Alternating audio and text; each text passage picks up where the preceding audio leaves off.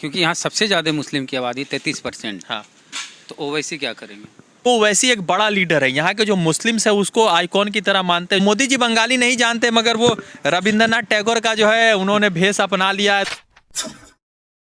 पश्चिम बंगाल कोलकाता में हैं इस वक्त, और पीछे देखिए विक्टोरिया है, दिखेगा नहीं रात के अंधेरे में। हमारे साथ एक साथी हैं, जामिया मिलिया इस्लामिया से पत्रकारिता की पढ़ाई किए, बिहार के रहने वाले हैं, सीतामढ़ी के, और पश्चिम बंगाल में पत्रकारिता करते हैं। नाम है रजा अंसारी। इनसे जानेंगे क्योंकि वेस्ट बंगाल में काफ़ी समय से हैं और पत्रकारिता भी करते हैं। क्या कुछ चल रहा है यहाँ पे? वेद प्रकाश जी, सबसे पहले तो आपका स्वागत है पश्चिम बंगाल में रविंद्रनाथ टैगोर की सरजमीन धरती पर। और मुझे लगता है कि सद आपने मिठाई खाया होगा बंगाल का जब आप आए हैं बंगाल में। तो जितना इस यहाँ का मिठाई मीठा है और जितने अच्छी मिठाई यहाँ पर मिलती है, उतना ही यहाँ पर जो है ना राजनीतिक उथल पुथल शुरू हो चुका है। और जो है माँ माटी मानुष की सरकार के लिए भी बहुत सारा जो है इस बार जो है समीकरण बहुत बदला है। इस बार जो है माँ माटी मानुष की जो सरकार है उसके लिए भी समीकरण बहुत बदला है। भारतीय जनता पार्टी को जो है ना बंगाली हिंदूज में इस बार होप नज़र आ रहा है। तो असदुद्दीन ओवैसी को लग रहा है कि पूरे बंगाल में माइनॉरिटी का सबसे ज़्यादा वोट यहीं पर है, सबसे ज़्यादा वोट यहीं पर है। तो शायद इस मर्तबा उनको यहाँ पर जो है कुछ उम्मीद की किरण देखेगी, जैसा सीमांचल में उनको 5 सीटों के लिए मिला था।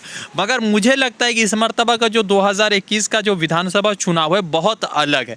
पहला तो फॉर्मेट ये है कि कोरोना पैंडेमिक होने की वजह से चुनाव का जो सिस्टम है वो बहुत अलग हो चुका है। आप बहुत ज़्यादा प्रचार प्रसार नहीं कर पाएंगे। तो इस बार रिपोर्ट कार्ड पर चुनाव होगा। और अगर रिपोर्ट कार्ड की अगर आप बात करेंगे तो ममता बनर्जी का रिपोर्ट कार्ड इस मर्तबा का जो है 2015 से 2016 से 2021 का रिपोर्ट कार्ड अगर आप देखेंगे तो इस बार अच्छा रहा है ममता बनर्जी का। चाहे वो कन्याश्री का मामला हो, रूपोश्री का मामला हो, चाहे वो आप जो है यहाँ पर क्राइम रेट को देख लें। यहाँ पर अगर महिला को लेकर आप सबसे सेफेस्ट स्टेट में जाएंगे और सिटी में जाएंगे तो पश्चिम बंगाल है, कोलकाता है। तो इस मर्तबा का जो रेट है यहाँ पर वो अच्छा है ममता बनर्जी के लिए। मगर सवाल बहुत सारे इस बार उठ गए हैं। पहला सवाल ये है कि ममता बनर्जी के जितने करीबी साथी थे वो भारतीय जनता पार्टी में जा चुके। पहला मुकुल राय, वो भारतीय जनता पार्टी में 2017 से है। शोभिंदो अधिकारी को लेकर बात हो रही है, जतिन तिवारी को लेकर बात हो रही है, और भी बहुत सारे, शोभन चटर्जी जो कोलकाता के मेयर थे वो ऑलरेडी पार्टी में, भारतीय जनता पार्टी में जा चुके हैं। और बहुत सारे ऐसे लीडर भी सामने आ रहा है जो भारतीय जनता पार्टी में जा सकते हैं। इसके कई सारे कारण हैं। पहला कारण यह है कि Mamata Banerjee one women army है। दूसरा कारण यह है कि लग रहा है कि जो मतलब परिवारवाद की राजनीति, जिस तरह से अखिलेश यादव को लेकर बात होती है, राहुल गांधी को लेकर बात होती है, वैसी ममता बनर्जी के जो भतीजे अभिषेक बनर्जी उनको लेकर बात है। तो वैसे अगर आप देखेंगे तो राहुल गांधी और अभिषेक बनर्जी में कुछ क्वालिटी के डिफरेंसेस है। अभिषेक बनर्जी में कुछ क्वालिटीज़ हैं जो उन्हें राहुल गांधी से अच्छा बनाती है। और दूसरी तरफ जो AITAC यानी ऑल इंडिया तृणमूल कांग्रेस के जो फाउंडर मेंबर रहे, उनको ऐसा लग रहा है कि पार्टी में उनको कुछ मिल नहीं रहा है। और मुख्यमंत्री बनने का जो सपना बहुत सारे लोग देख रहे थे, जब ये पार्टी बनी थी, कांग्रेस से हटकर, यूथ कांग्रेस से हटकर कई सारे लीडर इस पार्टी में आए थे, तो उनको लग रहा था कि आने वाले दिन में ममता बनर्जी का जब जो है सियासी करियर थोड़ा सा अलग हो जाएगा, TMC उनके हाथों में चली जाएगी, तो शायद उनको मौका मिल जाएगा कि वो जो है पश्चिम बंगाल के जो है मुख्यमंत्री हो सकते।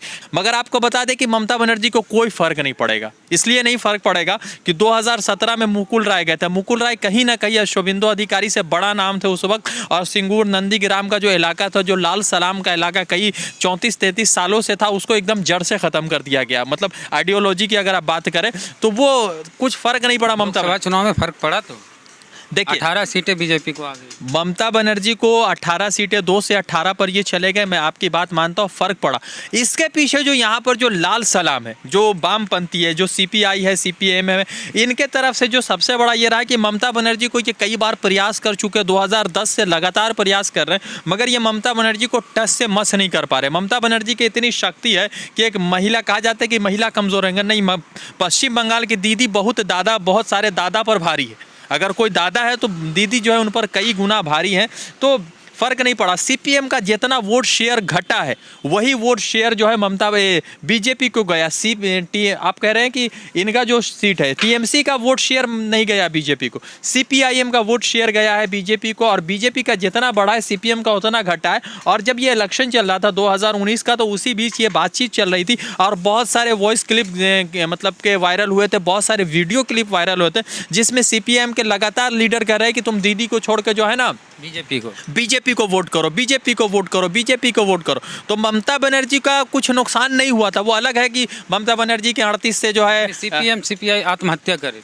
सीपीआई सीपीएम आत्महत्या जो भी कह सकते हैं आप, उनका चुनावी फायदा होगा, चूंकि वो शायद देख रहे होंगे कि ममता बनर्जी को जो है लोकसभा में कमज़ोर कर दो, 19 में 21 में शायद हमारे जो है मजबूत हो जाएंगे, गठबंधन हमारा मजबूत हो जाएगा, कांग्रेस के साथ गठबंधन में जाएंगे। तो मगर विधानसभा को चुनाव और लोकसभा का चुनाव बहुत फ़र्क है। बिहार का भी चुनाव था तो बिहार के लोकसभा में का परिणाम कुछ और था, फिर आप विधानसभा का परिणाम देखेंगे वो कुछ और था। दो अलग अलग चीज़ें। राज्य का चुनाव राज्य के मतलब के मुद्दों पर होता है। पीके का क्या ये चल रहा है यहाँ पे बनर्जी के साथ? देखिए, प्रशांत किशोर एक पॉलिटिकल एनालिस्ट है, मगर उनका जो है मुझे लगता है कि बंगाल बहुत शालीन पॉलिटिकल हब है, बहुत शालीनता है यहाँ पर।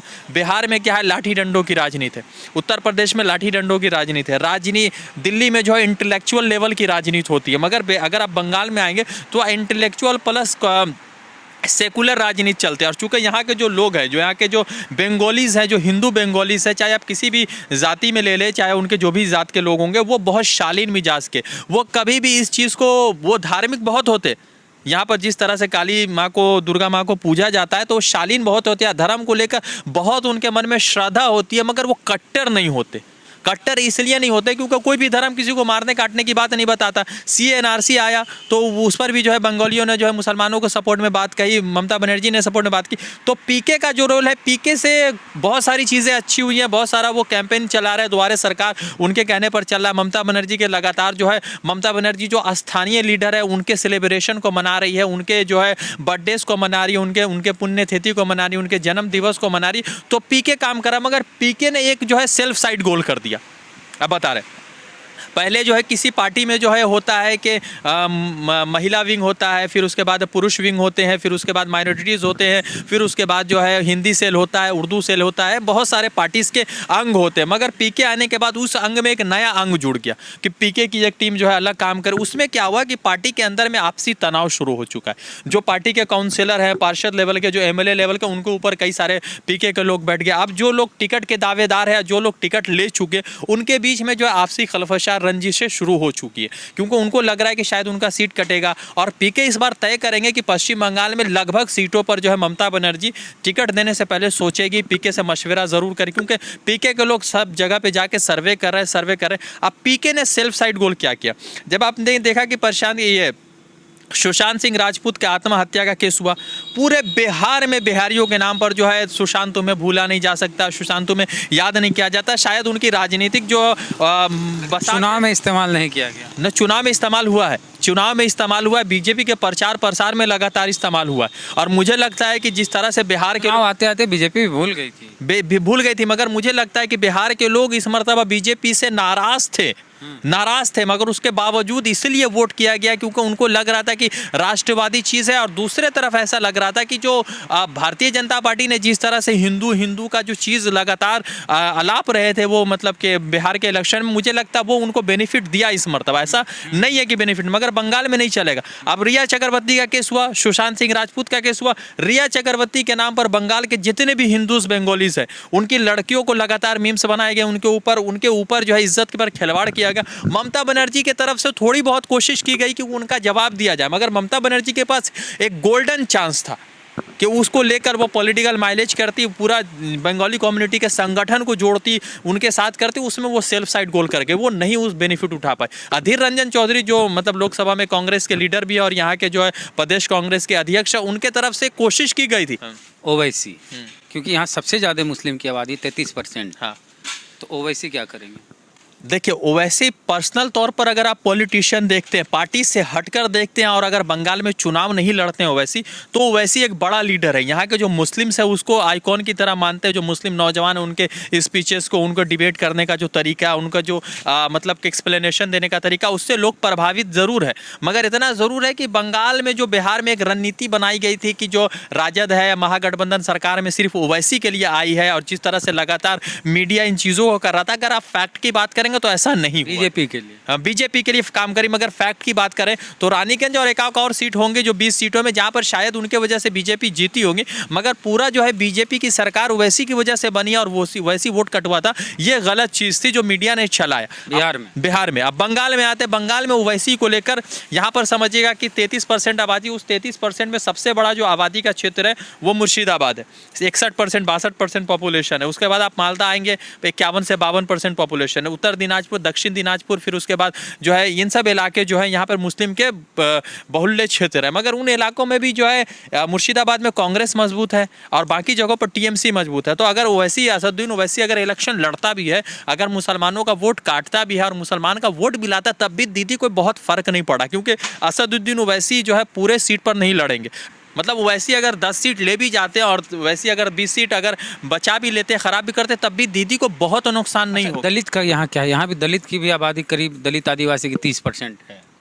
हाँ, 28 से 30% है। आपके जो इन्फॉर्मेशन वो एकदम सही है। मगर दलित जो है पश्चिम बंगाल में एक छुपा हुआ वोटर है दलित, मगर वो बीजेपी का वोटर नहीं है। वो या तो सीपीएम को वोट करेगा या तो वो जो है टीएमसी को वोट करेगा। उसके पीछे रीज़न समझिएगा। उत्तर प्रदेश में लगातार जो दलित का एक अपना जो इंटरफेथ होता है, एक रिलेशन होता है, जिस तरह से नहीं कहते कि मुस्लिम मुस्लिम भाई भाई, उसी तरह दलित दलित जो भाई भाई का जो फैक्टर है उत्तर प्रदेश में, जिस तरह से लगातार मनीषा के नाम पर दलितों को लगातार घसीटा गया। शुक्ला है तो उसको छोड़ दिया गया, मगर मनीषा थी तो उसको लगातार उसके परिवार वालों पर मतलब उल्टा साइड केस करवा दिया जाता है। जिस तरह से जुल्म होता है, तो शायद वैसा बंगाल में नहीं है। जहाँ तक मेरी जानकारी है, बंगाल में दलित का जो सम्मान होता है, जो इज्जत वो होता है, छोटा मतलब ज़्यादा और कम तो हो सकता है। उसके पीछे रीज़न ये है कि जो लोग कल को सीपीएम करते थे वही लोग टीएमसी में आ गए। तो मतलब पार्टी बदला, लोग नहीं बदले। तो उन लोगों की वजह से जो है दलित का वोट थोड़ा सा कन्वर्ट होगा, मगर दलित का वोट यहाँ पर सीपीएम का वोट है। दलित का वोट यहाँ पर जो है वो बीजेपी का वोट नहीं है। तो वो टीएमसी को जा सकता है या सीपीएम को जाएगा। बीजेपी को लेकर फर्क नहीं पड़ेगा। बीजेपी का वोट कहाँ पर फर्क पड़ता है वो बता। जो लोग उत्तर प्रदेश से आके यहाँ पर बसे हैं, जिनके जो हिंदू हैं मगर भाषा उनकी हिंदी है, जो लोग बिहार से आकर बसे जो हिंदू है जिनकी भाषा हिंदी है, वो भारतीय जनता पार्टी का झंडा लेकर ढो रहे हैं और भारतीय जनता पार्टी के झंडे को लेकर लगातार बातचीत कर रहे हैं और भारतीय जनता पार्टी का जो झंडा है उसी को लेकर बात करें। यहाँ का जो बंगाली हिंदू है, जो बंगाली स्पीकिंग हिंदू है, वो जो है भारतीय जनता पार्टी के सपोर्ट में नहीं। उसके पीछे रीज़न ये है क्योंकि उनको लग रहा है कि जिस तरह से सरकार बनेगी तो जो बिहार के हिंदूज हैं और उत्तर प्रदेश के हिंदू है वो सरकार में आएंगे, सत्ता में आएंगे, मिनिस्टर बना दिए जाएंगे। तो नॉन स्पीकिंग हिंदी वाले लोग जो है यहाँ पर आ जाएंगे। और बंगाली कम्युनिटी के लिए आप अच्छा भी कह सकते हैं, ख़राब भी कह सकते हैं कि वो दूसरे भाषा के लोगों को चाहे जितना भी अच्छा बोल रहे हैं, अगर वो बंगाली नहीं बोलेंगे तो उनके ऊपर ट्रस्ट लोग नहीं करेंगे। ये फैक्ट है, ये चलता है बंगाली कम्युनिटी में। मोदी जी बंगाली नहीं जानते। मोदी जी बंगाली नहीं जानते, मगर वो रविंद्रनाथ टैगोर का जो है उन्होंने भेष अपना लिया है। तो मोदी जी को क्या मैं बोल सकता हूँ, रविंद्रनाथ टैगोर का भेष अपना लिया और कविता भी गाएंगे और इंग्लिश भी पढ़ेंगे। खैर उनकी इंग्लिश बहुत अच्छी नहीं है, मगर वो जो है रविंद्रनाथ टैगोर का भेष ले लिया।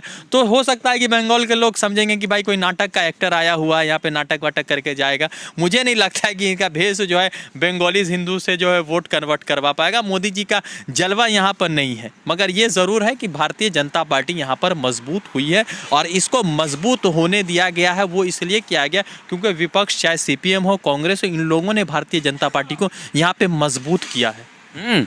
क्योंकि मसला ये है कि दो शेर आपस में जब लड़ेगा तो एक हारेगा एक जीतेगा। मगर अभी जो फिलहाल जिन दो सीपीएम और कांग्रेस का वो बकरी वाला हालत है। ये चाहे जितना भी ताकत कर ले, जितना भी जिम कर ले, मसल कर ले, शेर से नहीं टकरा सकता। तो भारतीय जनता पार्टी केंद्र की शेर है और ममता बनर्जी स्टेट की शेर है, राज्य की शेर है। तो दो शेरों में एक शेर जख्मी होगा तो तीसरा वाला जाएगा मलहम लगाने के लिए। तो शायद उस चक्कर में सीपीएम और कांग्रेस मजबूत हो सकती है। मगर इतना ज़रूर है कि ये लोग सत्ता में नहीं आ रहे हैं, सत्ता में दीदी आ रही है जैसा इंटीरियर रिपोर्ट आ रहा है। मगर ये है कि दीदी कमज़ोर आएंगी इस बार। वो वाला सत्ता में नहीं आएंगे कि कम मतलब पूरा प्रचंड जैसा 2015 में वो लेकर 5 साल सरकार चला लेंगे। हाँ, 5 साल दीदी सरकार चला लेंगे क्योंकि दीदी को बीजेपी वाले खरीदने में माहिर है।